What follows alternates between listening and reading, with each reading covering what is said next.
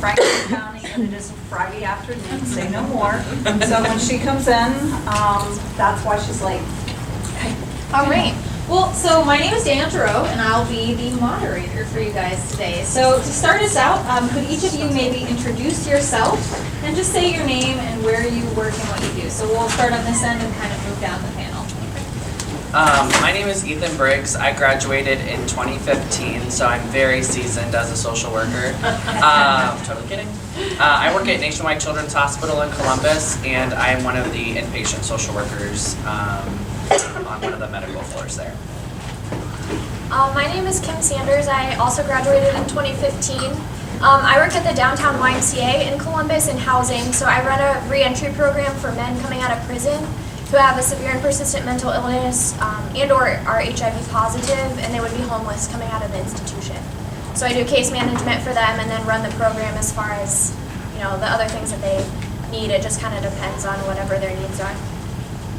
Hi, I'm Kayla Miller. I also graduated in 2015. So I work in Columbus. It's called the Heritage of Hannah Neal, and I'm a community-based clinician. I guess I have like so many different titles, but so I do that, and it's all community-based. So I go to homes and schools to see my clients and their kids. Jesse Hauser. I graduated in 2012, so I'm feeling old right now. I work for the state of Ohio. I work in the prison system. I actually probably sent you clients. You were actually at Richland, right? Yes, I was. Okay, so I've met you already.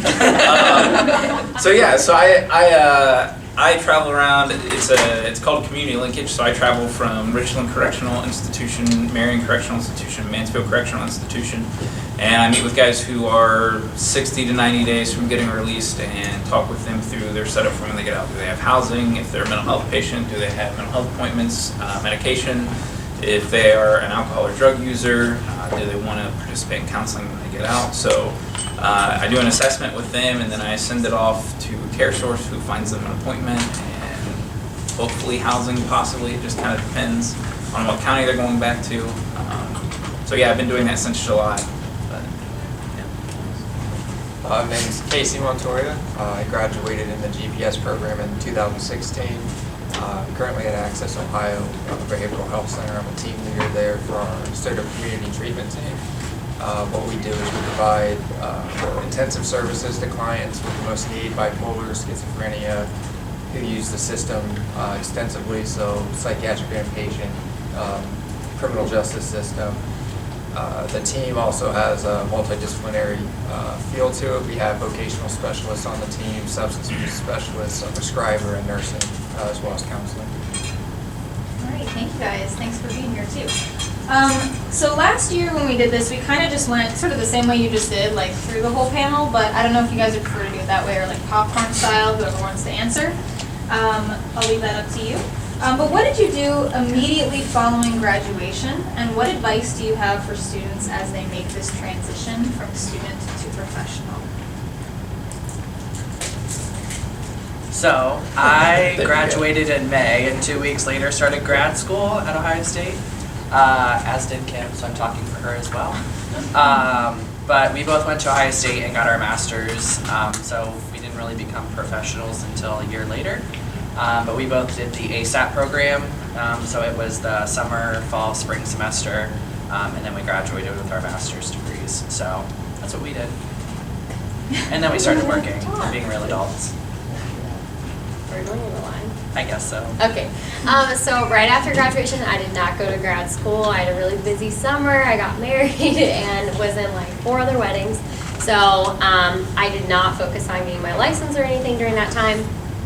So I was not licensed until the fall, and then started work in the field right after that. So I graduated, and I actually went and worked as a pastor for a year and a half. So I did go ahead and get my license. So I bought a little study. I forget what company. It's been a while back, but I definitely recommend it. Those study guides were helpful for passing the exam.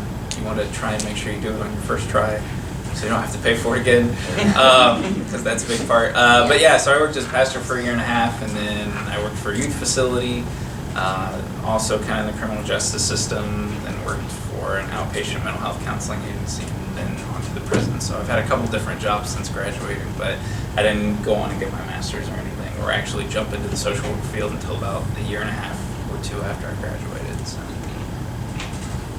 So I was actually in the field, part of the GPS that I was already working. I was a program manager for a housing program at the time through Access. Right after graduation, though, I think it was almost exactly a month I took the licensure. I figured it was all fresh. The last course that we had taken through the GPS was really nice. We did a lot of practice exams and preparing how to take the test and what answers to provide for that. Did the same thing, bought the book. I highly recommend it because it was a nice little refresher as far as all the little nuances that you learned over the last 2.5, or for most of you guys, well, all of you guys, in the last 4 years. And then I actually started my master's that following fall as well. So some of you have gone for your master's and some of you have not. So what motivated that decision? So why did you go, or why did you choose not to go? And how did you find that that served you as a professional? We can start and go the other way this time. Let's mix it up. So for me, I knew that I would probably stall out professionally without my master's. I knew my aspirations are to run an agency, run an organization, being more administrative.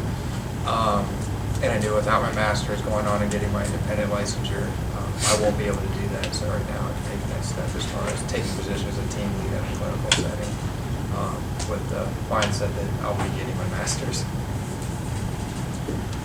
So for me, once I kind of worked as a pastor, my kind of career path has changed a little bit. I'm still working in the social work field, but I'm actually working on my Master's of Divinity right now. So a large part of that for me was that I kind of decided to do a career change. I think financially there's an aspect as well, having been in the field and looked at jobs. There's not always a great pay grade jump from having your bachelor's to your master's. Now obviously it depends on where you're working, but at a lot of locations there's not a huge pay bump, and so piling up more debt and more years of schooling for a field that I probably wasn't going to stay in long term and wasn't going to provide a decent pay increase was kind of discouraging for me with that. But yeah, probably those two things are the main reason why I didn't go on and get my master's. So I'll just be honest, it was the money that I didn't want to go get my master's. I personally have a lot of loans, and my husband was here as well. We went 4 years here, both of us, and so, you know, it's looking a little grim, I guess, for us, to be honest. So I think I would enjoy it a lot. I know that they did that, and I was like, man, I should have done it. Ethan's like, you could have done it. And I was like, but I really don't want more debt. And I know my husband wants to go back to school. He's a pastor, and he really loves school, and I was not very good academically, I think. So I know I could do it, but I know my husband really wants to go to school, so I was like, I'll just let you do that and add on the more debt that way. So that's kind of what we decided. I knew that I wanted to get my eye because some of the stuff that I wanted to do was more programmatic and that kind of thing. And I also knew that I wanted to do social work in the city. And so while you don't necessarily need a master's degree to do some of the things that we're doing, there just are a lot of social workers, and they're hiring people with master's degrees, even if that's not necessarily the level of education that you would have to have for that position. So for me, it just kind of made sense, since I was gonna want to focus in the city, and I like school, so I like research and academics and stuff. So I knew that if I didn't go right out of school, then it was financially going to be a lot harder, and I might not be as motivated to do it. So I decided to just get it done in a year and then call it a day. Oh yeah, and I also wanted to kind of keep school social work as an option. So I did the school social work track at OSU. So to do school social work, especially in a city like Columbus, they're looking at people with a licensure through ODE as well, the Ohio Department of Education. And to get that license, you have to have a master's degree, and you have had to have actually specialized in that in your master's degree. So it's only an additional 2 classes, but you can't do it if I didn't do that and then wanted to go back and get the licensure, I couldn't just take those 2 classes. Like, you almost sometimes have to do the whole master's degree over again. There was someone in my graduating class who had to do that, and so it just wasn't really worth it. So to keep that as an option, I had to do that while I was in my master's program. And I went straight into my master's as well because I knew I wanted to work in a medical setting. And I would say like 98% of jobs that work in a medical facility require a master's degree. That's just kind of the way that our profession is going, just with the clinical skills that you have, case management, and things like that. They're asking a lot more for a master's level, and a lot of places, at least in Columbus, are also asking for even your independent license at baseline to be able to start a job there. So Children's doesn't require you to have your independent license. A lot of times it's one of those like preferred but not required sort of things that you'll see on job applications. But it's not a requirement, but I do know that some other health systems, like I think Ohio Health requires an independent license to work for them, just based on what you do. So that's kind of why I went straight into my master's, and also the motivation aspect and things like that. I knew if I went and worked for a couple years, would I actually go back? And luckily I had the ability to do that. Lived with my grandparents for a year in Columbus. Lovely time. And no, I'm just kidding, my grandparents are great. But I actually had that ability to be able to live near campus and all that sort of thing. So it just worked out well for me, and that's, yeah. Thank you. So this next question is a 2-parter. So after graduating from MBNU, or when you graduated from MBNU, what things helped you from school to be prepared for what you do as a professional? And what things from the classroom did you see in practice?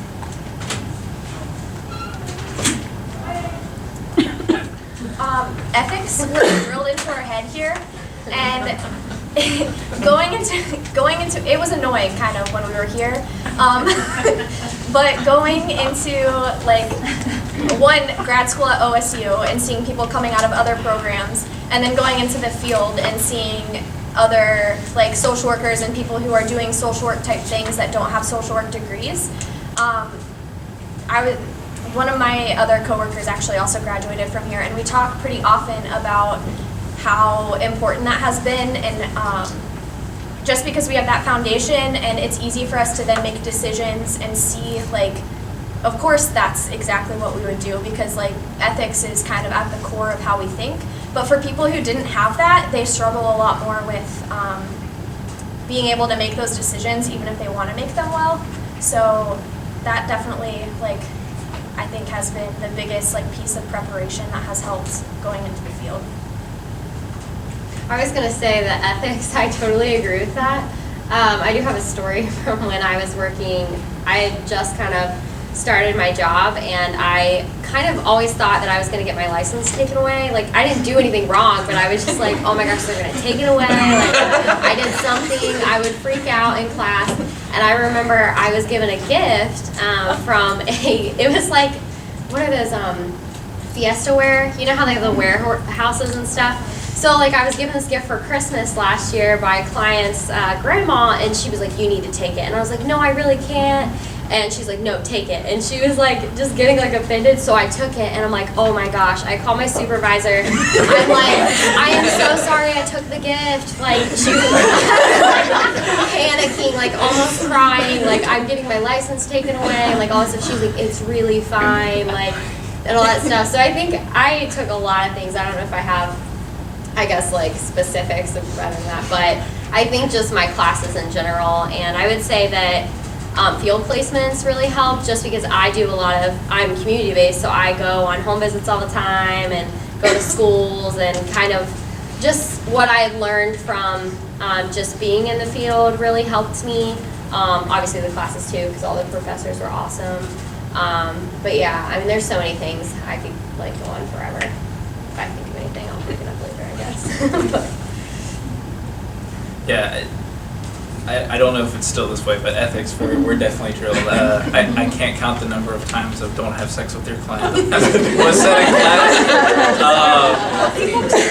they do. I think at one point my class had a tally of it going, but I don't remember what it was. But I know it was at least once every class. And it didn't matter what the class was about, that was said at least once. So apparently they were really worried about us. But so that was one of the things that was covered in depth. And I guess bouncing off of that, boundaries, I think is a big thing. So I've worked in a couple different social work settings, and I think, and I'll talk about this in a second, but that's helped with burnout for me for a little bit, going to a couple different settings. But healthy boundaries with your clients that you're going to be working with. And it doesn't matter if it's mental health, if it's outpatient, if it's inpatient.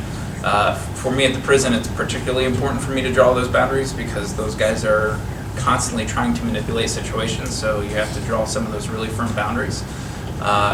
You also have to do that when you're doing outpatient weekly counseling with clients. So I think the ethics was good. I can't say there's anything that necessarily stuck out, but it has helped me to draw some of those healthy boundary lines with clients. The other thing with burnout, so I'm not sure what exactly the stat is for it, but I think it's like 2.5 years or something like that is about the average length a social worker lasts in the field. And I've talked with some classmates of mine from when I graduated, and some of them are not going back into the field. They've left it because they've kind of gotten burnt out. So I think figuring out ways to manage some of that self-care, to make sure that you're taking care of yourself, that you're trying to not take work home with you and not carry that around. My wife and I have had several conversations about that. The new position I'm in is great compared to the one I was in before because I was getting stressed, I was getting frustrated. And it's not always with your clientele that you're going to get frustrated. It may be coworkers that drive you up the wall. So figuring out some really healthy ways to take care of yourself so that you don't get burnt out. And some of that may be, okay, I may have to jump from different aspects of the field from time to time, maybe not focus on the micro level, but jump up a little bit higher so that I don't have as much of that client interaction. So just some different things like that that we definitely talked about here that helped me in my own care of taking care of myself while I fulfill my duties in the job. For me, kind of similar. The ethics was a big one. For me, I take being a social worker very seriously. I have my own little binder with one that I printed out, and I've had it since the day they sent me the email saying, congratulations, you're a social worker. So I print it out and I write in it pretty much every week. I have something that comes up and I'm going through it. Same kind of thing. I do kind of freak out, and that was drilled in here. Don't have sex with your clients. And being a male, don't touch your clients. Real quick story, I had one client in the hospital psych unit. Went and saw him a couple days a week, and in the middle of the common area, he gives me a big hug and says, "I love you, ma'am." So I'm standing there like this. They're there.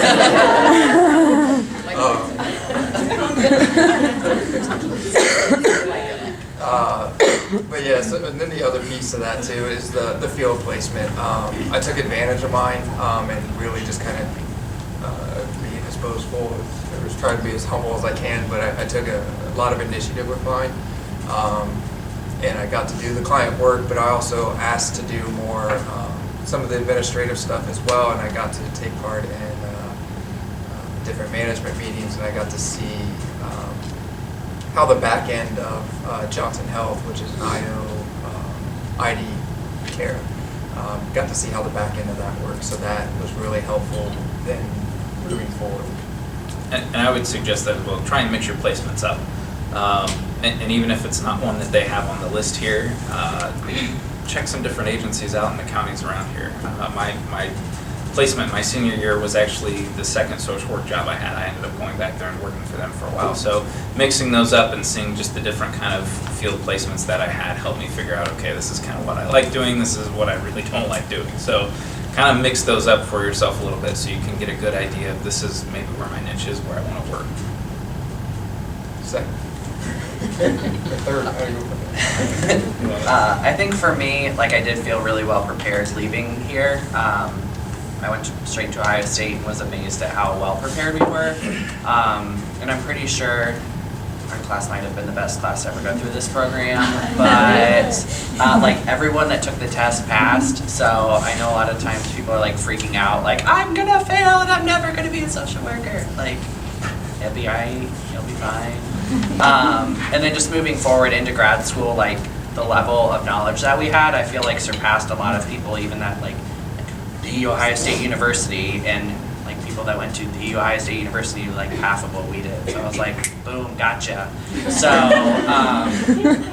and we have that, we have that flexibility and the ability here to really get to know our professors and ask them more in-depth questions.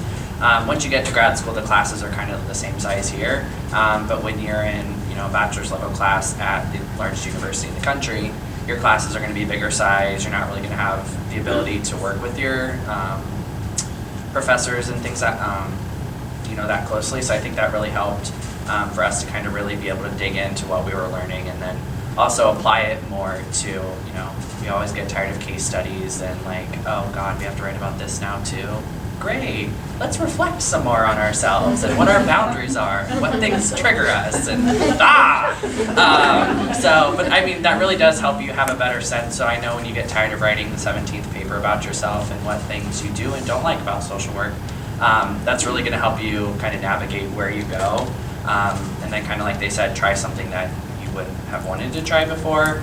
I had always wanted to do medical social work, and then through a series of unfortunate/fortunate events, I didn't end up getting a medical placement. Franklin County Children's Services caseworker. So through a series of unfortunate events, but it ended up working out. I wanted to work in a medical setting for my undergrad placement, but it didn't end up working out. I was at Fredericktown Elementary School for my undergrad placement, fell in love with it, and probably later on at some point in my next 50 years of working, I will hopefully be in the school systems again and kind of working, with kids that way. So even if it's like, I don't think I want to do that, or like, it's a possibility, go try it. You guys have several different placements that you can try out. And if you go to grad school, you'll have another placement then too. So I think that's really a crucial part of education here, and in social work in general, is just being in the field, because we learn about, IPSI and stuff like that in the classroom, but then when you're actually out there and you're like, like once the light bulb like turns on, you're like, this is why we learned this. So I think that's really helpful just to have a better idea and kind of learn a little bit more of, taking this and applying it to actually what you're learning, throughout the lifespan of, even if you're working in hospice or if you're working, with a baby in the NICU, it's, you're still going to learn how people function and that sort of thing, so. Also, Mount Vernon has a reputation with OSU of our students being really well prepared. So when we went, the professors can see what university you graduated from when they have their class roster, your first day of class or whatever. And we definitely had professors who said, oh, you went to Mount Vernon, we've had Mount Vernon students before, you guys are really well prepared, we're happy to have you here, that type of thing. So it's not just us thinking that when we go there, but it's our professors telling us that as well, how well prepared we are for the program. So if you guys go to Ohio State, you have a lot to live up to. If you fail. Don't shame our good name. Would you like to introduce yourself and tell us a little bit about where you work or what you do? My name is Brittany Gilmore, and I graduated in May of 2014 from here. I work at Franklin County Children's Services as an ongoing caseworker. So when a case comes in, it goes through the intake process, and then if it needs ongoing services, then it comes to the regions and is assigned. And so I work with all age groups, babies, teenagers. We assess, intervene. We do it all for our kids, our families. Well, thank you, and thank you for joining us. So next question is something you guys kind of touched on a little bit already. But what was the process of interviewing for a job or interviewing for graduate school like? And what were some of the things that you could have done as an undergrad to prepare yourself, or things you could have done here working with faculty or whatever to prepare yourself for that? I know I looked at these questions ahead of time, so I prepared. But I know that we had a specific class to do that, and I remember we were sitting out here, and you were in the room, and I was with Trudy, and everybody's looking at you through the window right there, watching you interview for acting like you're getting a job. and things. So we actually did that, and that was helpful, and obviously like learned the whole process of that. I still felt nervous in job interviews, but I felt like confident, I guess, in not like completely confident because I knew there was a lot I needed to learn, but I felt prepared just because of what we had learned and practiced and things. So I think that was helpful for me. I know in the jobs that I've had, I use the DSM-5 a lot. We use the 4 for a little bit, but mostly the 5 now. And I don't know how much the program has changed since I was here, but I know that's something we didn't go over a whole lot while I was in classes here. And so that would be one of the big things I would stress to you guys is get familiar with the DSM-5. I may be wrong, but I think my main interaction with it was an abnormal psychology class I took while I was here. But I can't speak for your guys' field, but it's one of those things that I have to use all the time, diagnosing whether it's AOD or mental health or whatever. So knowing that and being familiar with that when you go into an interview will help you stand out a little bit more because you're going to have to use it a lot of the time. There's a lot of diagnosing and assessments and things like that you'll be doing. And being able to, I guess, demonstrate some of your knowledge of that will help you stand out a little bit more. And I think in mixing up your placements, having good recommendations from your placements and everything like that while you're working on your degree can help as well. So those would be kind of the 2 main things I would suggest. I know I haven't done the interview process. I'm still have access since graduating, but I do a lot of interviews, so I know like what I look for with new hires. Definitely some of the skill sets like the DSM-5, but then also have a professor that says, I wish that I could weed out mean people. So if you have a genuine sense about yourself and a genuine care for clients, and that comes forth and across in an interview, that can make a big difference. Because skills can be taught. Learning how to use an EMR, learning how to diagnose and doing those things. Those are teachable skills. But learning how to care about people is usually not something that you can just pick up. As far as the master's program and getting into it, I think Kim on one of our last in the last class at some point, Kim had actually sat down and worked us through the process of how to apply for your master's, and actually while she was doing it, I was actually doing it online, just so I didn't miss a step. And then the NAS here, everybody here was really helpful. I had to have a letter. I think you or Chris, one of you guys, somebody within that, it was within like 2 hours, sent the letter off to OSU, and then my transcripts were sent off within like 3 days. So that was really nice. Say for an interview, it would be helpful to know the population that you're applying for the job. So I know, it was really helpful to go through the class here, and do a practice interview, because I had never done an interview before. And then you go and you think that you're going to be asked questions about you, and it's like, but what about people in poverty? What about this population? You're like, oh, I didn't prepare for that. So I guess just research the job that you're applying for, the job that you're going to interview for, and the people that they're serving and the services that they provide, and that would be really helpful because that comes out in the interview. Yeah, I think it's just a good idea also to kind of be yourself and kind of have a better idea of who you're going to be working with as well, because people that you work with can make or break your job sometimes, even if you love the patients or the clients that you're working with. If you have an annoying office mate that you want to strangle, that's not going to be a really healthy environment for you. So even just being able to interview with other members of the team, other social workers. I had 4 interviews for my job, so I had to interview with several chiefs of the department. I had to interview with several nurses, a group of social workers, and then a couple of the social work supervisors. So it can be a very tedious process. I don't know how it is at other jobs, but usually it's not just like a one and done sort of thing as well. So just know that you might have a multi-step process, and don't be afraid to ask questions too, because I feel like sometimes when I've been in interviews and stuff like that, we paint a pretty picture of oh, our job is great, nothing's ever wrong.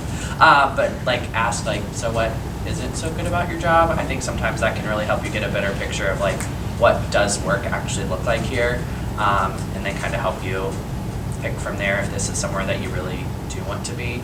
I think is really helpful as well. And like I said, getting to know some of the other people that you work with is a good idea too.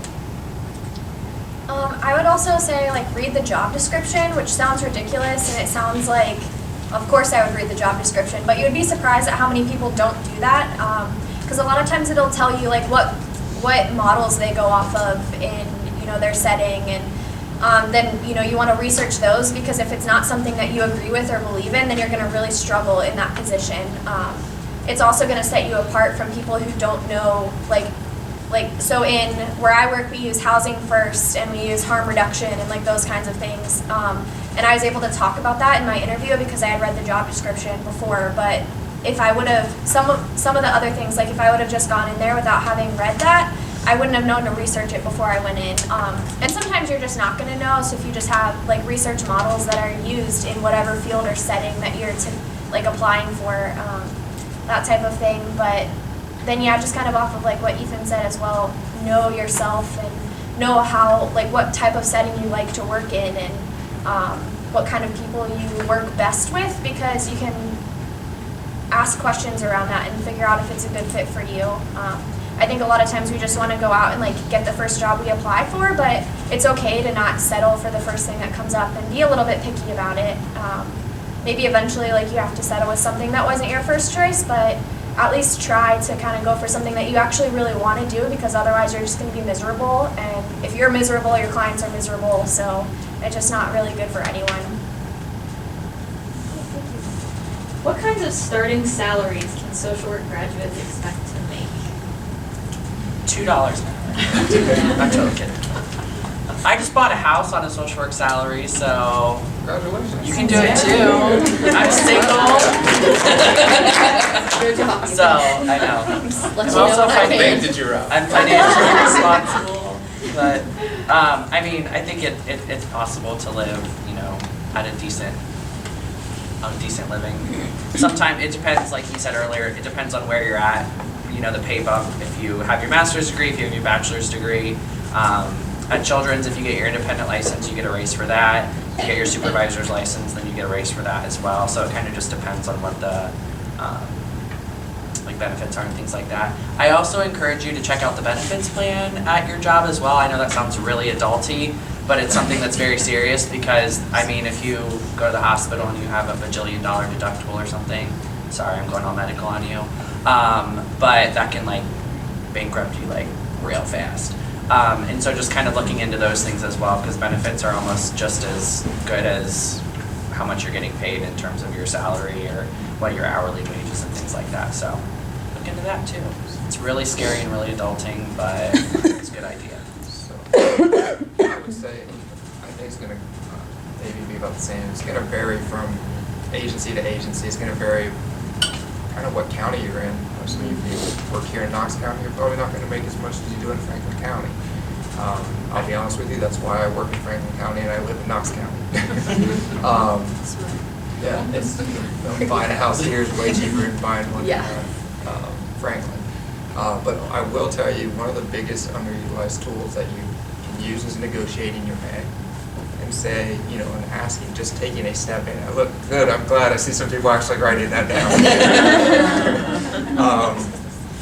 That's it. It's something that is often never done. I think I've done probably close to maybe 100, 120 interviews over the last couple of years, and I've had 2 people negotiate their pay.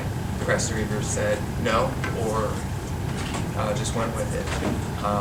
It can make a big difference. $1 to $2 an hour is a huge compensation difference. And just by stating, oh, you know, well, instead of 15, can you go to $16.50, and then they meet you in the middle, and that's 75 cents. That's a couple $1,000 a year extra. I will add on to that then too, because I see some fear on people's faces. They won't look at you like you're a terrible person, that you're in it for the money. We have to live too. We'll talk probably somewhere about self-care. But if you're constantly struggling, living paycheck to paycheck, and you're helping your clients live paycheck to paycheck, you're never leaving your work. So I've had a couple different jobs. The first one I had started out at 37.5. That was at a place called Lighthouse Youth Services down in Bainbridge, Ohio. I was freshly married at the time, so it was a workable salary. I mean, again, it depends on where you live, right? Living in Franklin County on that would be annoying. Yeah. So the second job that I had, it was paid based on how many clients I saw. So $30 for an hour session with a client, $40 for doing a diagnostic assessment per hour, which is really nice. The tough part was getting clients to show up, which is why I changed out of that position. Yeah, so that can be really nice if you're willing to hustle and you can get your clients to show up and be there. The tough part on a social worker license is that you typically can only see like Medicaid, so you can't necessarily see a lot of private insurance clients, and Mutual would be one of the only ones that I was able to see with my license just as a general LSW, so that's something to kind of keep in mind. Maybe that's a reason to go and get your master's. But now working for the state, I started out at almost 45. So again, and that's in Mansfield, Ohio. So part of it is going to depend on where you live, but you get some years of experience, you're able to kind of sell yourself somewhat, right? I mean, because that's what you're doing in an interview. If you can do that well, some of those other positions are going to open up to you. I've been on the interview side of helping an agency interview people coming in for a position, and I know at times there may be people who are technically more qualified but don't have the just natural skill set as a person to fulfill that job. So upsell yourself as much as you can to maybe get some of those jobs that are in that little higher pay range that we would all enjoy having. So yeah. So I am actually on that Medicaid billable hour type thing. It's a little stressful, to be honest, just because clients don't show up sometimes. So if I don't work or I don't have meetings, then I don't get paid. But there were lots of benefits to the job, more of the flexibility that I liked. So I kind of, I guess, deal with the not so fun stuff to take the flexibility and things that I want to do. I don't think I could do it if I was single, just to be honest, because it's not my paycheck is different every week pretty much, or bi-weekly. But I'm hourly, and then I'm by the billable hour, and I only see Medicaid. So yeah, and they're all saying, I mean, depending on where you live, if you have your bachelor's or master's, and then just like researching different jobs, I saw so many different, hourly rates or salaries, so it varies between, and there's so many different options, I guess, for social work, because it's very broad.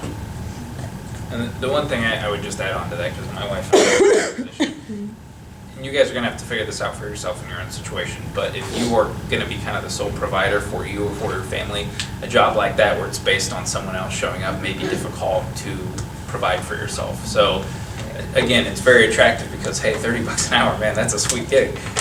Unless no one shows up and I'm not making anything for that hour, and I went ahead and drove to the office, and you do have a lot of flexibility, right? But if you're going to be the sole provider for your family, that might be something to kind of think about a little bit, because I know my wife and I talked to that, and that's part of the reason I changed out of that job was it was tough to be the sole provider and depend on other people showing up for me to do that. So yeah, I wouldn't recommend it. Yeah. If you have to be the sole provider. So when I started out at the Y, with a master's degree and already licensed, I was making $35. So we're all grant funded. It's a nonprofit. We're not currently billing Medicaid, but we're in the process of starting to be able to do that. So we don't go off of productivity or anything like that. And even after we're billing, we won't, our pay and everything, we won't have to meet productivity. So that's kind of nice, but our salaries are non-negotiable, but our benefits are a little bit negotiable. So that's the other thing to look at. Even if your salary isn't negotiable, we can ask for more vacation, and they'll negotiate that, which is important when you're talking about social work and needing that self-care. I know my supervisor, because he knows that we're all really underpaid because we are working off of a grant, he tries to be really flexible with allowing us to flex our hours. We can work whenever we want, basically, as long as we're working 40 hours a week. So I work 7 to 3, so I miss traffic. But there are other people who would like to come in later and work later. So that's definitely a benefit and something to look at, because you can be making all the money in the world, but if you're burnt out, then it's still not very good. But now in the position that I'm in, I make 47, so that was a change, you know, in less than a year of me being there. I went from 35 to 47. So even if you're looking at starting out really low, like, the only reason that I increased was because now I'm being paid off of a different grant. And so you just have to look at how the grants pay. It's not necessarily really anything because of me, like, being a better social worker. It's just because of the grant that I'm getting paid off of. So even within organizations, you can look at different options for, like, specific positions or pay, or, you know, those are all things to look at more than just the salary. So I'd suggest looking at, like, the whole picture of that as well. I heard that.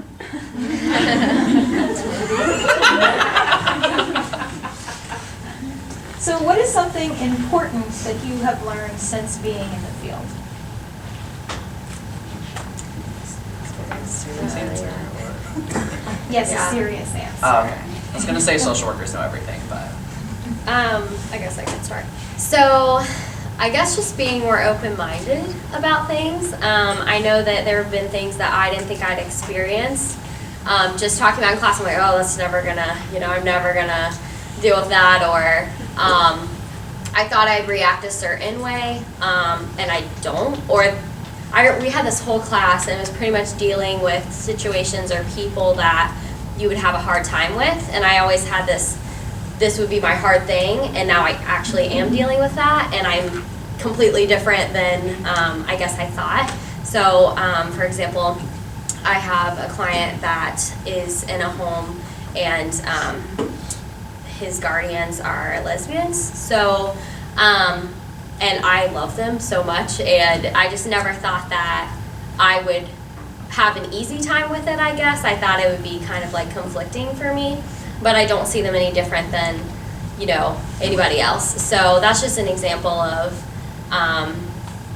that, and I'm forgetting what the question even is. Yeah, I forgot what the question What's the is. question? What is something important that you've learned since being in the field? Okay. Yeah, and I would say just like, just being understanding and empathetic, and continuing that when sometimes things are frustrating. I know just dealing with certain clients, not really even clients, just like guardians sometimes, like just that, and just staying, you know, just being professional and continuing to be professional even though there's just stuff you're going to deal with that you didn't think, and just continuing to just learn. I think it's definitely a learning experience, and every day I'm like, I just gotta go with the flow about things, be flexible, so. So I always thought a lot of my classes were very common sense stuff. Social work kind of feels that way somewhat.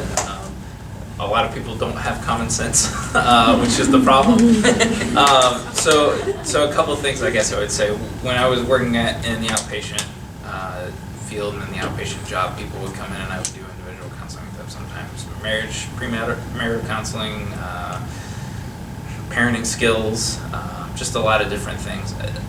In a lot of those environments, my experience has been that people want to come in and have you fix their problems. They're going to come in with an expectation on you to tell them exactly what they need to do, and all their life is going to fall into place just like that. So you've got to kind of break that down because that's not what's going to happen. So I think realizing that that's a natural expectation, I think of us in our field, is that we're going to help people fix all of their problems. And in reality, they have to fix their problems. You're just equipping them and giving them the skills they need to do that. So I think explaining that, and also being in positions that you didn't think you would be in. So out of the prison, obviously, I work with some of the roughest people in our population as humanity, right? Murderers, rapists, all kinds of people. So you're going to have interactions at times with people that can be somewhat uncomfortable, can be some of those hot button issues that are difficult for you. Keep your composure. You kind of have to do that as a professional, and that's that part of leaving that work at home. But also keeping in mind that you have a lot of responsibility on you as well. And I don't say that to scare you, but I've had to put people on suicide watch before. I've had to take them off, and that's one of those things that's really difficult. So I've got to decide whether or not this guy needs to be put on suicide watch, which is difficult because someone's got to be watching him. He's got to be monitored. He can't necessarily be in the bathroom by himself, right? So things like that you may have to make a decision on. And then I also have to decide, okay, okay, is he all right to come off? And knowing that I'm gonna somewhat be responsible for that if I decide, yeah, he is and maybe he's not, right? So keeping in mind that you have to take it seriously. It's easy to just get in the rhythm and just kind of get in the habit of this is what I do every day, but keeping in mind that sometimes you're going to have a lot of responsibility in a specific situation, and I need to keep that in mind that, yeah, this is, at times can be a relatively easy job, but I still have to be serious about it and not just kind of get absent-minded. Probably one of the biggest things I've learned, especially being at Access, is you're not always going to be in control. For me, that was a lot of the red tape. Does everybody know what I mean by red tape? Bureaucracy, the policies, the procedures, the things that we don't always necessarily have a voice in. When I got brought on into Access Ohio, they brought me on to be a program manager, and they sold it to me, and I was naive enough to really go along with it. They said, we're going to change the housing industry, we're going to do this, we're going to be the national model, and I was going to go in and be the social worker who saved the day. Turns out that didn't happen. Sometimes what it is, it's always a good mindset, right, to have that we are going to change. We are going to change lives. We may not always be able to make the changes that we want to make, but I had to learn that within myself to be flexible and to understand that it's not always just the boss, right, who's telling you. You need to get your billing, your productivity, you need to get it in. It has to look, they're rolling their eyes. There's a reason. Yeah, there's a reason for it. There's a reason why we do paperwork, and it's not always just it's pounding into you. There's usually always someone above the next person who's controlling that piece.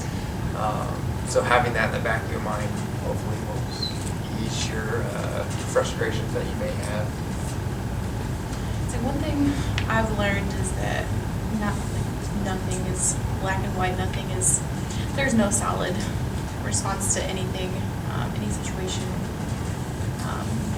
You're dealing with people who have been through a lot, who have a different way of thinking than you, and it's not okay to go in and be like, listen, you're wrong, and it's because of, you have to meet people, leave your mission.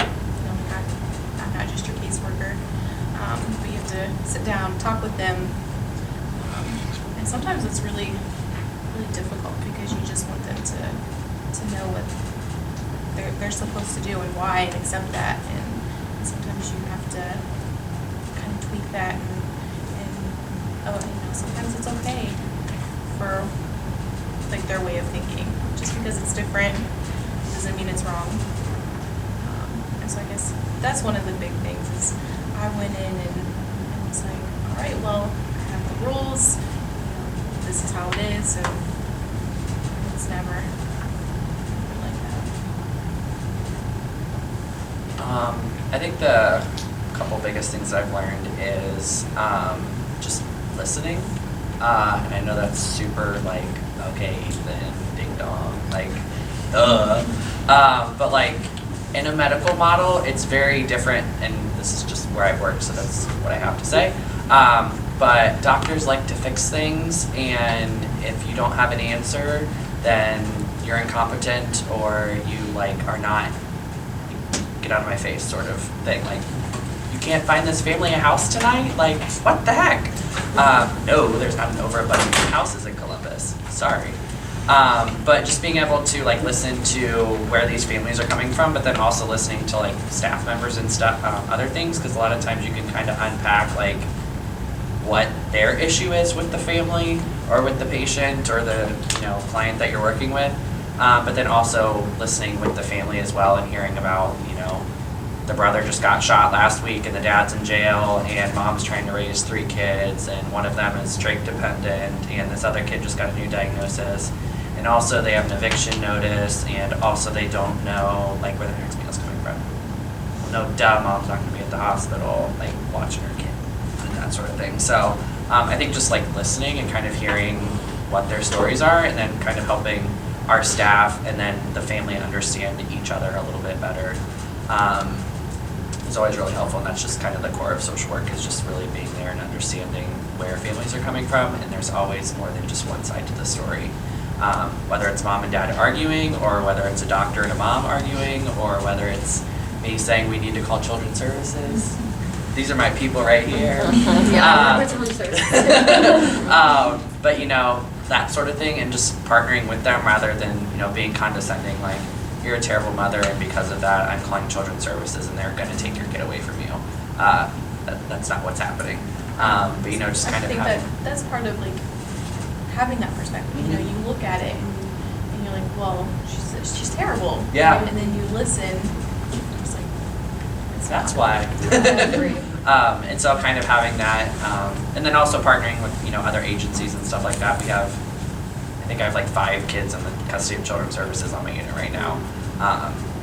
And that sucks for the kids, and that sucks for the parents, and, you know, the caseworkers are working with us, and, you know, we have families. I had a family from Alaska a couple weeks ago. Like, I don't know what resources are available in Alaska, but I will dang find it. And so, you know, just being able to be resourceful and figure out, you know, what we can do to help the family. And then, sorry, Kim. And then my second thing is documentation is a really huge thing in terms of what we do as social workers. It's annoying, you're gonna get tired of it, and you're gonna stay late at work and be like, this stupid note. But it saved my back a couple times and actually stopped us from getting a lawsuit. So social workers can stop lawsuits, so that's a great thing. You can also call them something. Positive, strengths-based, okay?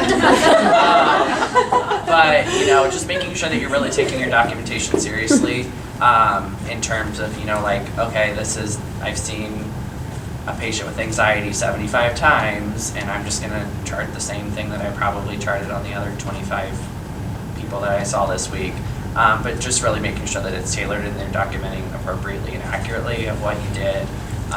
Because like you've probably heard, using quotes, and if you didn't document it, exactly, yes. And I documented something and it happened, problem solved. And then the family was like, oh. And I was like, what up? Sorry, I'm super unprofessional. Okay. Yes, and stay professional. Yeah.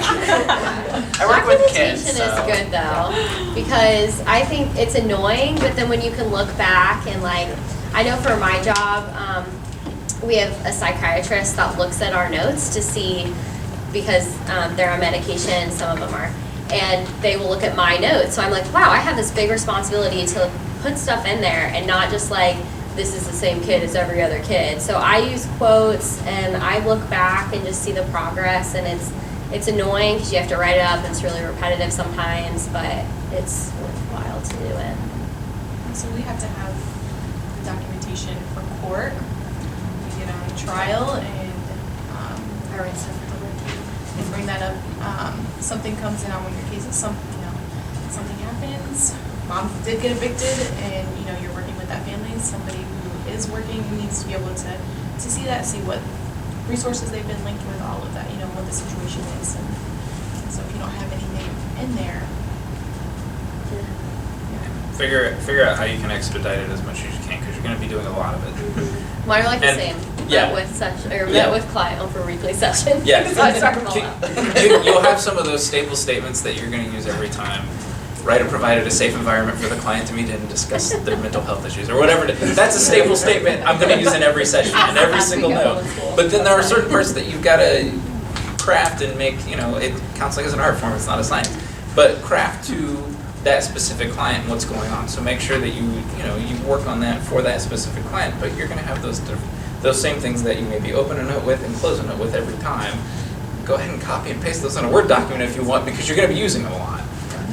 But don't use the exact same note for every client. It may sound the same, but yeah. Just fraud, it's fine. Don't do that. Oh gosh, don't. When you guys are starting out, kind of taking this tangent on documentation, it's always good to just start to build these good and healthy habits, because it's really easy to do the staples and then just stay to it. I know personally with the team that I'm running, I pulled them from internally, and they developed some bad habits internally. that it had to break. So it was met with client actively engaged and listened to the client, provided therapeutic listening or whatever the case may be. And that's the note. And then that's the note. Don't fall into those bad habits. Start them off good when you go in. Sometimes you're going to start off, if you're really trying, you're going to start off with more. And then you're going to learn a balance. Take the initiative, and that's going to be a big key word, and ask for feedback. Go to your supervisor, ask them, can you look at this? Most facilities should, I would think, have a peer review session, but if they don't, ask for it, and ask for whether it's your team lead or it just depends on the agency, right, on who you would go to. Yeah, ask your supervisor who does their notes well, and maybe go in and if you can, work with them on, okay, how they kind of structure it and those kind of things. Yeah, I would say like this. Take notes during your visit, during your session or something. That's really helpful. And then Children's Services has this really nifty thing called Speak Right. Yeah, so then you can fax it over, you can email it over, your notes, you can speak it into the app, and somebody types it up and sends it to your email. So that's really nice to be able to, write out your notes during your visit, send it over. We all write this down. Yes. We need it in our field, right? I know that. some of my Before we goals digress too far onto notes, become a notes panel discussion. I do have sort of one wrap up, and it's going to be a more complex, I guess, two-parter question. How do you practice good self-care and prevent burnout? And what inspires you to keep going? Maybe we can start with you this time. So part of what was the question? Self-care. I already forgot. How do you How do I practice good practice self-care, and what inspires you to keep going? So some of the things that I do for self-care are trying to make sure that I actually utilize the fact that my supervisor allows us to take time off and flex our hours and stuff, because it can be really easy. I'm a salaried position, so I can work 80 hours and still get paid like I was working 40. And I have 23 people on my caseload who I'm responsible solely for. And they all need things all the time. And so our setting is a little bit different, where they live at the YMCA and my office is in the YMCA. So my door is open and they just walk in. So I can't necessarily be writing progress notes or doing whatever, because I'm not prepared necessarily when they walk in.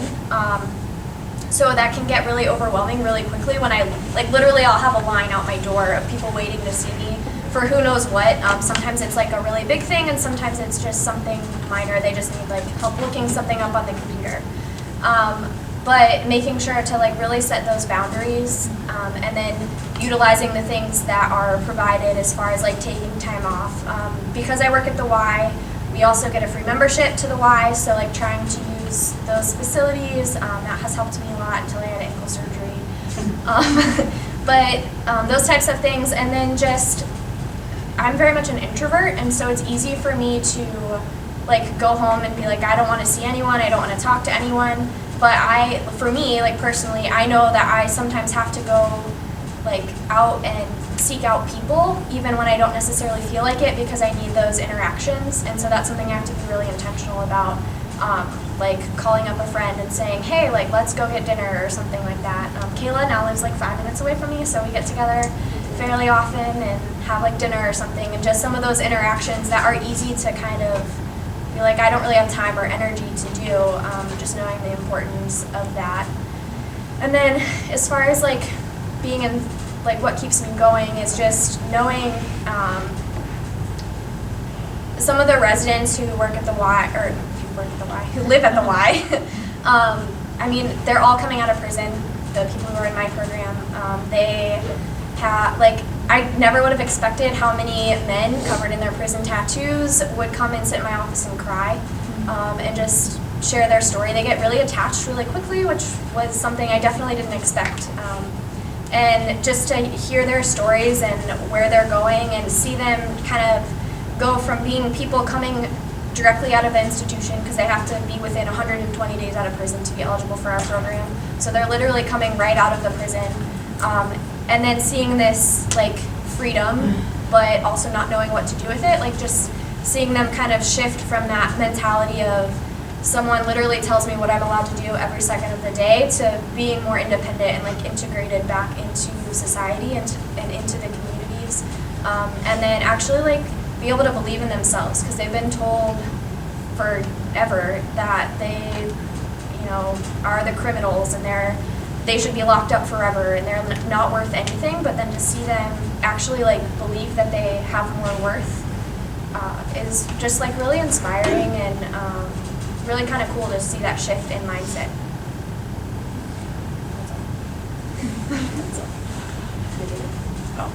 I would say for me, for self-care, kind of depends on the season. In the winter, I'm not much of a runner. But when it is warm out, I do like to do like some outdoor activities and things like that just to kind of get away. Make sure you're taking your lunch break. You're not getting paid for it, so you might as well not work for it. And then, you know, just hanging out with friends. You know, it's okay to sit on your couch and eat popcorn and eat out of the tub of ice cream and watch Netflix for 4 hours. Like, that's totally cool. But just making sure that you're kind of doing some things that you enjoy, and then like I think we've said earlier, like leaving work at work. It's illegal for me to take anything home, so that's good that I can't do that. But you know, just making sure that you're as much as you can. You know, you're going to have that family or that kid or that adult that you're going home like worrying about, like, are they safe tonight, or where are they sleeping, or that sort of thing. It's just, we're humans and we do that, but just as much as you can, just making sure that you're kind of leaving work at work.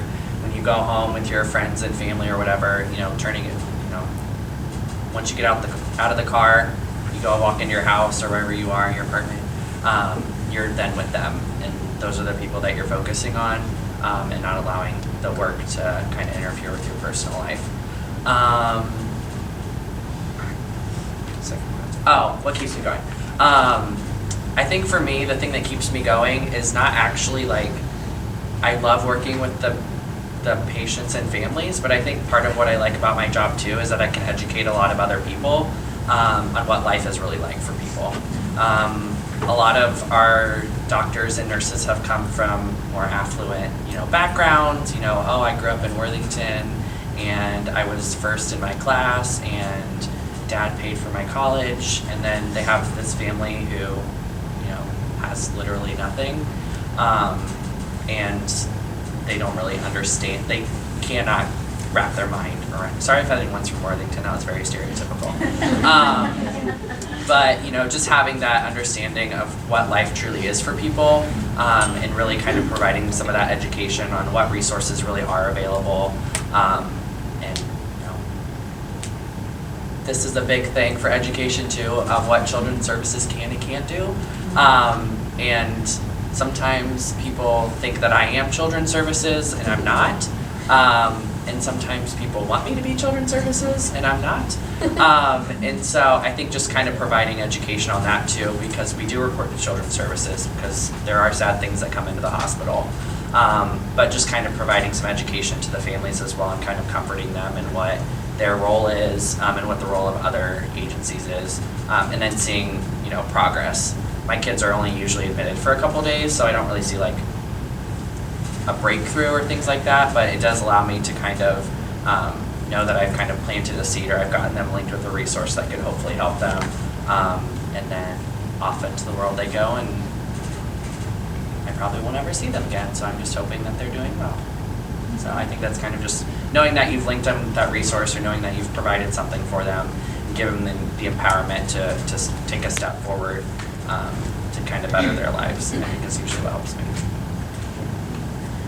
So for me, I am getting better at this. In my first job, I was terrible. I would stay up all night thinking about my clients, and in that job, I don't want to say I got beat up a lot, but it was, I worked with a lot of kids that had behavioral stuff going on, so I kind of would get hit a lot. So I would be kind of in pain, so I would stay up all night thinking about it. But I'm getting a lot better about leaving things at work. That job was really stressful. But if you're wanting to do that, that's awesome. But I always had a walkie on my neck and stuff, so I was safe. But Yeah, I said headbutted one time. It was so bad. Like, it was a good time though. I learned a lot there. So what inspires you?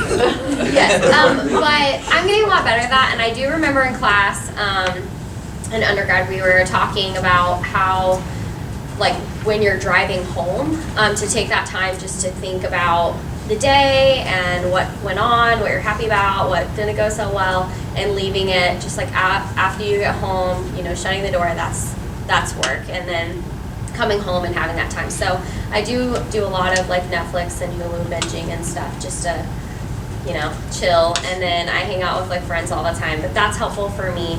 And I don't want to always be thinking about work, because I know that affects relationships. Like my husband and I don't really talk about either of our jobs that much, just because we try to leave it. So I'm getting better at that, but I think that's definitely something you learn as you go.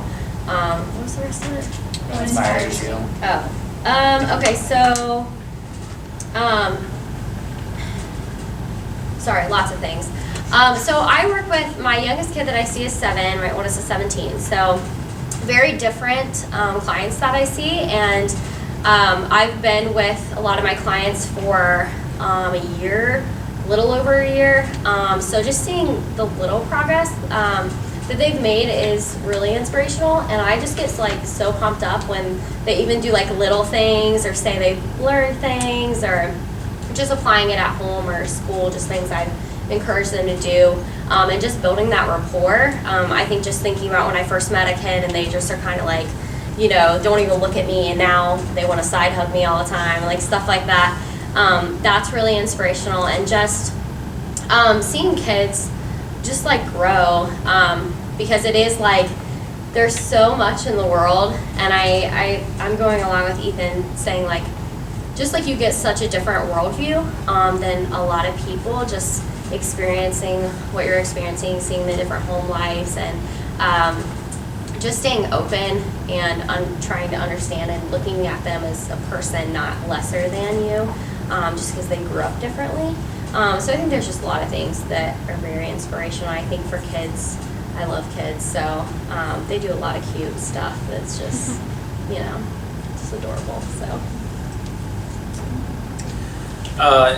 Echo kind of the same thing. So when I get off work every day, I come home, obviously park my car, and I just kind of sit there for a second. And that's kind of that process for me of shutting off this part of my brain and turning on this side of my brain, because I'm now going home and I'm not a social worker now. I'm now a dad, I'm now a husband, and I have responsibilities there and things that I need to care for there that involve none of this nonsense that goes on at work. So I have to kind of actually take a process of doing that, kind of a habit of that, and it has helped. There are still times when work will creep into that, and I have to do a good job of trying to shut that down, which is tough because our job is caring about people, and you have to stop doing that at times. As far as what keeps me going, I've kind of always taken an approach that if you can get the family right, a lot of other things will get better. And so at every level, that's kind of been my perspective when I've been working with kids, when I've been doing outpatient, now when I'm at the prison. If I can get parents kind of on track, you know, a positive track that's not going to bring them back here, maybe their kids aren't going to end up here, and maybe they can be back there being better parents and better husbands, and just kind of get a better perspective on life. So not necessarily my perspective, but just one that's going to be more positive for them. So that's kind of what keeps me going. For me, self-care, I can be honest, it's a little lacking right now. I am working, I have field placement and going to school right now. So self-care will be something next semester when I only have one class. But what I do is when I'm at home,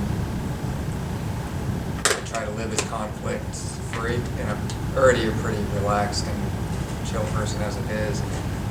But anytime there are issues and stuff, I have open communication. My wife is wonderful with that, so she understands that if I had a bad day, I just tell her, hey, you know what, give me 15 before we even talk, before I see the kids, if that's where it needs to be, and she understands.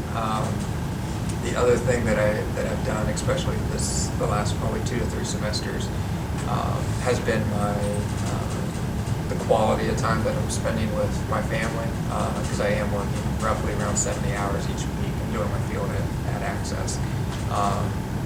So it's, what I've done is pretty much Monday through Friday is I've just set I'm doing everything I have to do, and that includes like housework, chores, whatever the case may be, Monday through Friday. And then when we're done here, I'll go home, or I'll pick up the kids, I'll go home, and we'll veg out for about an hour or so. Then when the kids go to bed, I will do my routine, which is typically I will exercise, I'll stretch, I'll do my yoga, I'll meditate, and then I'll do whatever I want to do for the next couple of hours, and then the weekend is free. Also along with the self-care piece, develop those habits now, because it's really easy to forget about yourself, especially when you're trying to work in a selfless field. Because you're all in this field, you're all wanting to be social workers, so make sure that you take the time for yourself. I can't stress enough that if you're stressing and you have all this conflict and drama at home, you're going to be ineffective with your clients, and it's not fair to them.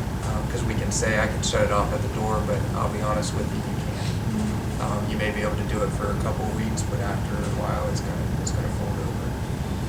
But if you develop them now while you're not adulting, or you're not adulting fully yet, they'll just carry over. Then the other thing, more motivation. Right? What inspires you? What inspires me? I'll be honest, I'm at the point in my life where my family is what inspires me. Most of the time you're going to hear the clients and the passion for the clients, but it's my family. I want to make sure that I'm a good provider for them, and if I'm a terrible social worker, I'm terrible with clients, if I'm a terrible leader or manager, I won't have a job. Right? If I have sex with my clients, I won't have my license. So my family is what motivates me. My family is what drives me every single day to finish off my master's and finish every single day on a positive note if I can. Self-care. So I'm still learning that one. I guess it's difficult because I'm on call all the time. A couple weeks ago, I was at the nail salon and got a phone call from work on a Sunday. So turn your email off your phone. When you go on, Don't start. yeah, don't do that to yourself. But if you do, turn it off when you go home. When you go on vacation, especially turn it off and take vacation. I just got a letter that I haven't used all my vacation, so I have until the end of the year. Take your vacation. If you are having a rough day, take a day off. You probably will have the time because we're all dedicated, and once you have kids or something, they kind of sometimes take time away from that. But do things that you like to do. On the weekends and stuff, I spend all week talking to people, listening to people. I'm on the phone, I go to meetings, I sit in people's homes and listen to them. So I don't like to be around a lot of people. I like to just sit at home and talk to my friends, close friends, not the needy ones. Because that gets really draining. That's not self-care anymore, because then you're social working them. Right? You have to listen to them, and then there you are again. You gotta take care of yourself, so go outside, go for walks, take your lunch break and go for a walk, or actually go to lunch, because if you don't take your lunch break, you're gonna sit at work and you're gonna work. And that's not good, because then you're gonna become overwhelmed. You're gonna be burned out because all you're doing is working. And then it's also important to have good coworkers, a good work family. You spend more time with your work family than you do your actual family. So find those people there, because they're going to know what you're going through better than anybody else. So you're having a rough time, talk with them. Do not keep it to yourself. Just vent about it and then go home. And I also learned in a class years ago. This woman came and spoke. I don't remember who she was, but she said, when you go home, change your clothes. And that it makes a difference, because then you're able to separate from work, put on your yoga pants or whatever, and that helps also. I change right away. Yeah, especially Bed bed bugs. Nope. Yeah. Washing that. And eat good, like don't eat all kinds of junk all the time. Friday nights are different, but during the week, eat healthier. And then I would say what keeps me going is, you have those times where everybody's like, they're cussing you out on the phone, like people don't appreciate you, your kids are telling you that you're trying to ruin their lives. And then you have those moments where you go for a visit and the little girl runs up and hugs you and is excited to see you. Or you have like the mom who didn't have any resources, didn't have anything, her husband is in prison for doing whatever, and she's on her own, she's never worked, and you come in and you bring in resources, you're there listening, and you see the stress melt away a little bit. You see your teenagers successfully emancipate, and you can be confident that they're going to be okay. I think that's what keeps you going. Thank you, guys. So, do we want to open it up for some audience questions, or do we want to? Yes. Okay. So let's take a few questions. Also, there's refreshments, so feel like you can get off, stretch, get something to eat, but we have questions. So I can say too, if we are right now, I'll gladly stay as long, just if you guys want to talk more one-on-one. Yeah. Okay. Or if you have any general questions, you can ask them, but I think we'll all be willing to stay around too, so. Okay. All I'll right. put you on the spot, I'm sorry. If you're I gotta leave. So does anyone have any questions for our panel? What year are you guys in? All mixed. All mixed, oh, okay. I'm ready. Yeah. They just want their credit to go. They're like, it's Friday! It's 4:30! Well, go ahead. So I think I'm the only senior here, but what's your biggest piece of advice to someone who's starting in the field of banking? What would you say to a senior? I would say two things. One,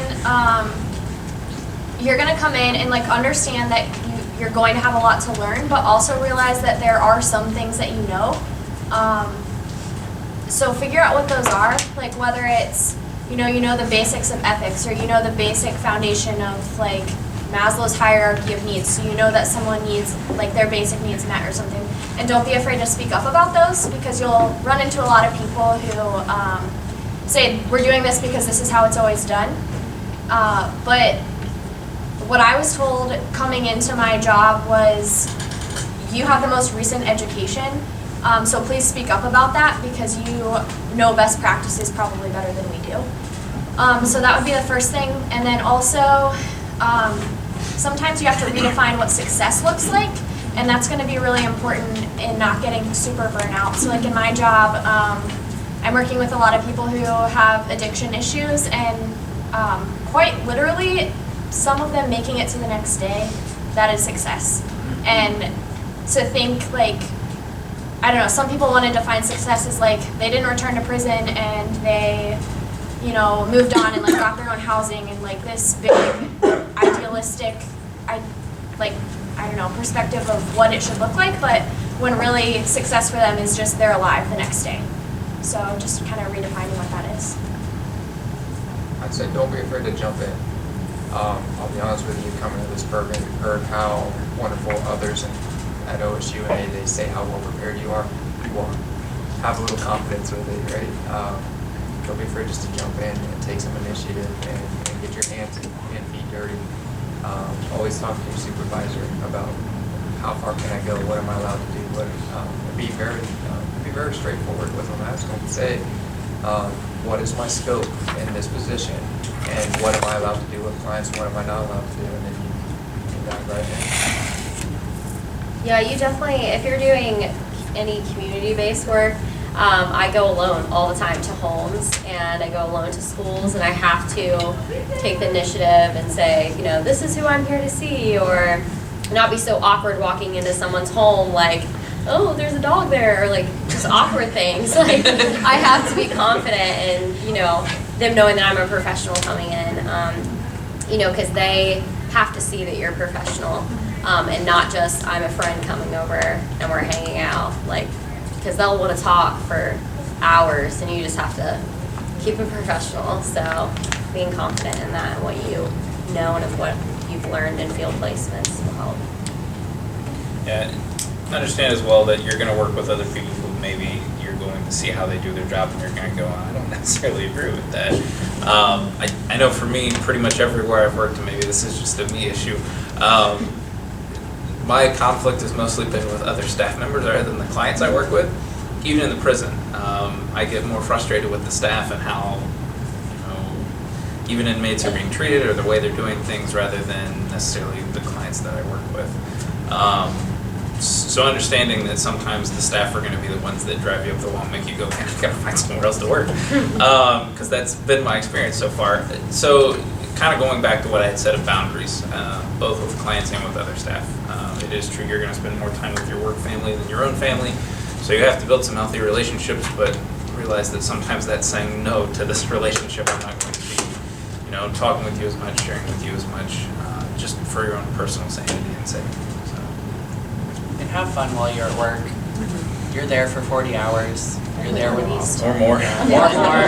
You're there for 70 hours. Still have fun. I work with kids, and so I play with little things that light up, and I play email like every day. Yeah, like you can still have fun with your coworkers, and go outside and just enjoy what you do, and just remember that just because you're at work doesn't mean that you have to be all like ugh and sad all the time, because that's boring and stupid. So don't do that. Have your terrible work sense of humor. Yes. That your coworkers find funny, but normal people would not. Yes. Make jokes. Keeps us sane. Any other questions? Yeah. What was your guys' biggest challenge in your field? Doctors. Our other staff, Yeah. so we have our clinical team and then we have our operations team. So our operations team, they're the landlords. They run the facility. But they're not they don't have any social work background. So definitely communicating, people are people first, and this is the model that we're doing, and this is best practices, that kind of thing, and just communication with that. That's definitely my biggest challenge. I would say, this is kind of a sad note, so I don't mean to leave on this, so somebody else say something happy. So I would say something that was really challenging for me. I had a client that unexpectedly lost his father, and I was unfortunately the one that had to tell him. So that's something that was super challenging, because I'm I've never told anyone. I've never been there when, especially a kid has found out that their dad has OD'd, and that was really hard, I think. I had to sit in the car and literally, I was praying for ever, because I'm I don't know what I'm doing. And being there with other family members and me being the only professional there, and it's just a different kind of relationship.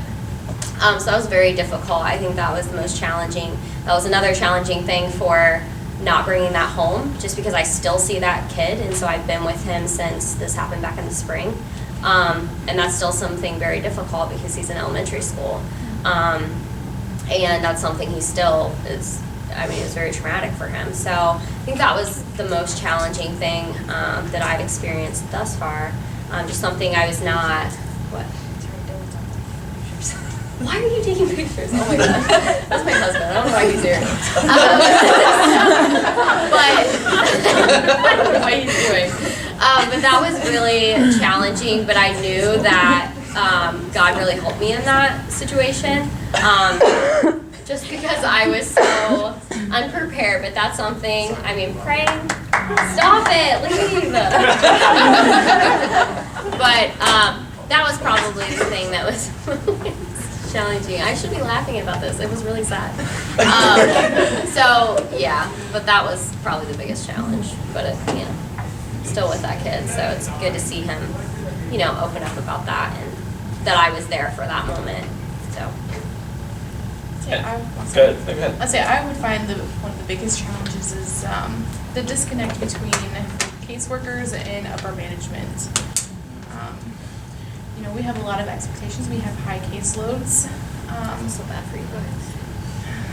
And so sometimes, a lot of the time, upper management doesn't realize, you know, they're like, okay, yeah, you have 18 cases, but this is still due. This is still due. You know, you still have to do all these things. And then you get blamed for everything because you're the one talking to the clients, but you don't really get to make decisions. And so I think that's probably the biggest challenge is how you deal with the stress of your clients who you are super attached to and want them to do well, and then you have the stress from the people above you who would tell you you have to do things. Like you have to tell them, like, I know that you're struggling and I know that you are living in the shelter, but we're filing for custody of your kid. And you know, and they're like, they're mad at you, and you're like, I didn't make that decision, but that doesn't matter because it's you, and so you get it from both. That's really challenging.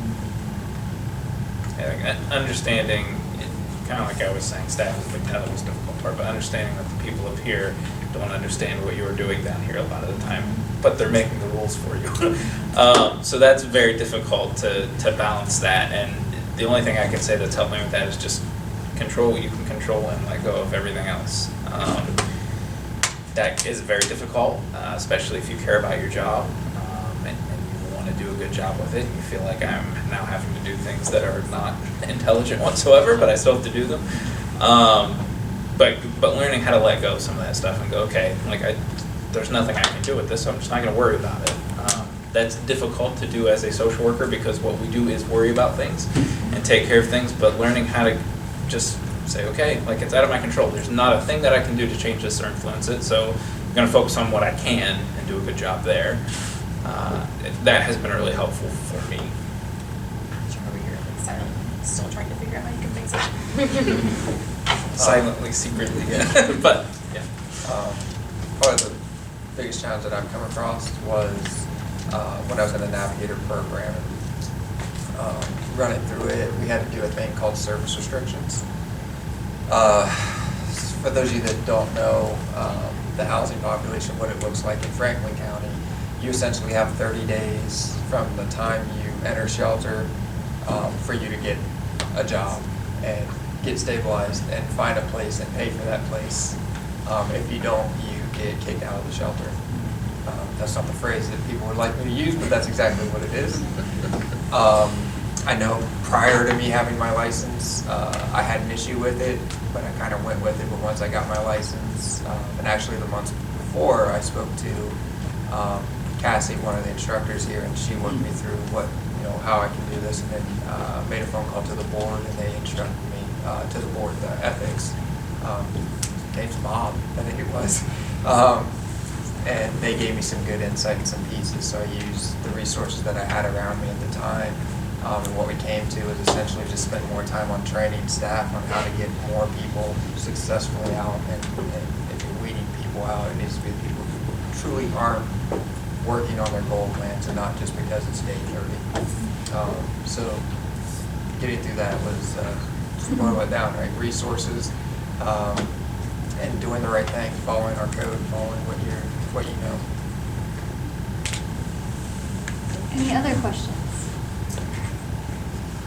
If anyone needs to go, are they allowed to go past 4:30? Okay. Everybody's looking out for you. Sorry. Are they allowed No, to but go? like, If it was it's 4:30 and I was a college Friday. student, I'd be like, bye. Get me out of here. So there was another question up there, go ahead. So did you know going into the field what group of people you wanted to work with? And if not, like that changed, how did you figure it out? Like what jobs did you have to go through or placement, like how did? I can tell you I still don't know. I think actually I brought it up in one of the classes here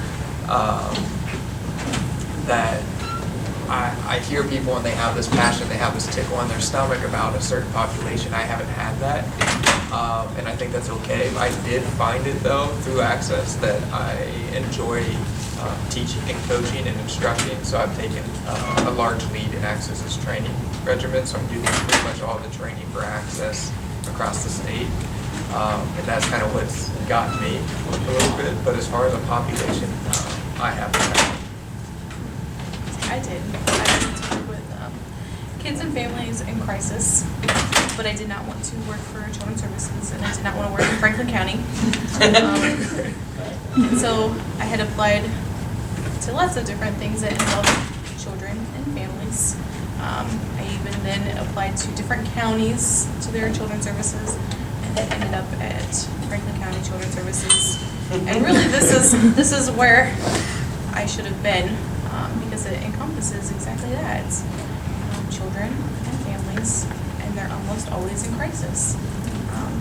So.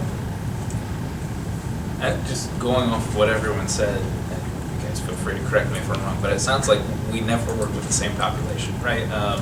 I know for me at the prison, I mean, it's inmate population, right? They're guys who have committed crimes and are locked up. But everybody's situation is different. Some have kids, some have no kids, some have a great relationship with their spouse, some don't have a spouse, or they have 3 spouses. So you never work with the exact same population each time you're meeting with a client, and it's been that way whether it was at the prison or when I was doing outpatient counseling. So you may have a vein that you kind of want to work in as far as like a job duty and what you're going to be doing, but each story is going to be different, and so it's hard to say like this is what I want to work with, because you're probably going to work with some of that, but you're going to work with a lot more as well. Yeah, I always wanted to work with kids, and I think I'll probably stay there forever. I couldn't see myself working with adults. I don't know why, but They're big kids. yeah, basically. No, but like I said, my youngest I see is 7. My oldest is 17. They're all very different backgrounds. Some have parents that are deceased, parents that are in jail, or both of them are in jail, and different diagnoses. So I love it. I do individual counseling with them, and that's just, I think, what I'll probably stick with. I don't want to say that for sure, but I definitely feel most comfortable and have the most fun, I guess, with kids. So, youth, I guess. I mostly knew what I didn't want to do, which was like anything that had to do with counseling and therapy. It's just not for me, and I know that, and that's okay. So I always have been kind of more like leaning toward like program types of things. I thought about school social work for a while, and that's still an option, but I don't want to do it in the sense of like therapy. My field placement was in grad school was at Columbus City Schools, and so it was a lot of like intervening with kids who are in crisis and like working with their families and getting them into housing and that kind of thing. I just like the pace of it. And then I just kind of ended up in housing because I was applying for a lot of jobs, and that happened to be like the one that fit the best. And I feel like that's probably how it will always be, like as far as just what fits the best. I think we talk a lot about like what populations we want to work with, but a lot of times it really ends up being what kind of job do you want to do. I think it, like I have this perfect plan in my mind that I'm going to work in the hospital for several years, and then later on down the road I'm going to work in a school for a while, and then maybe do some private practice after I get tired of that, and then maybe do some teaching, like professor stuff. That's my like ideal picture, but it's not going to happen. Social work does not do that. It's not a thing. But just understanding that like I work at a children's hospital, but 98% of the stuff that I do is working with parents, and making sure that they're getting linked with like the resources, and then I do get like that brief little interaction with like a defiant 16-year-old and do like little motivational interviewing and things like that, but then understanding too that social work is very broad, and you might not find for 5, 10, 15 years like exactly what you're supposed to do, but then once you find it, you're like, oh, like this is amazing. But knowing that you can utilize those skills wherever you go, and that, you know, me working, you know, in a hospital is different than what she does, but the skills are still transferable. We still are going to have the same degrees, we still have the same skill set and things like that. It's just we might utilize this a little bit more case management, or this, you know, counseling skill a little bit more than somebody else might be using. And so just kind of understanding too that like no matter where you are, I don't think I would really like Kim's job, but I could probably like find something that I would like about that. I would not want to go into people's homes, like put me behind 4 locked doors in a hospital. That sounds great. Very It's- interesting. Yes, so I think there's just things that you can kind of identify in each position that you can learn from. And even if it's your first job and you're not super excited about it, I think it can be helpful to kind of learn from that situation and then be able to utilize those maybe in the job that you might like a little bit more later on down the road. All right, thank you. So since we're a little over on time, we're gonna end the Q&A, and I'll go ahead and let Trudy wrap us up. Okay, great. Well, I just want to thank our panel. It's incredibly rewarding to have most of you, I didn't have you, Casey, because you were in the GPS program, but most of you in class. And to see you as freshmen and now as colleagues is incredible.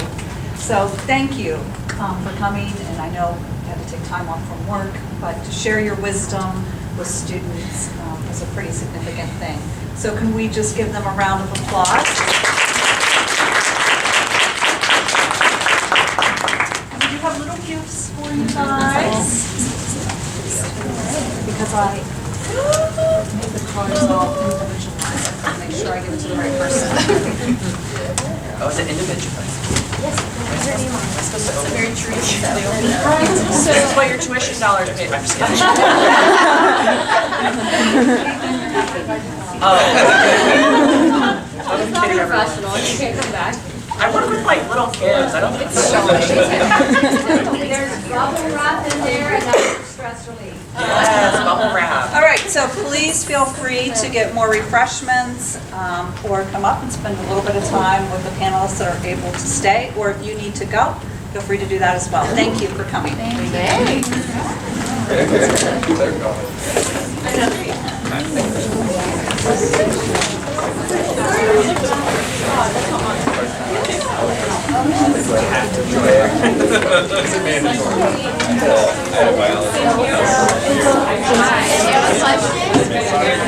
My kid was like over